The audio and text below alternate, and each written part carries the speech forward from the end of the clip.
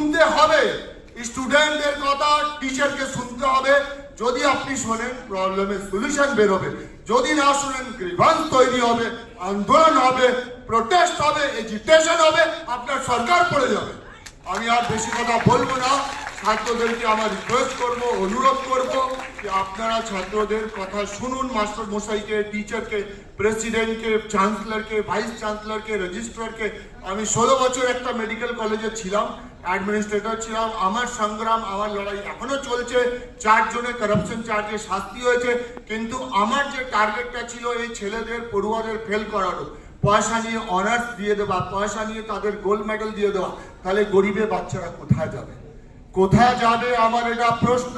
একটা মা বাবা যে হকার, যে সেলাই করে, তার ছেলে মেয়ে অনার্স না পেলে স্কলারশিপ পাচ্ছে না, পয়সা দিয়ে একটা ভিআইপি লোক, একটা মন্ত্রী লোক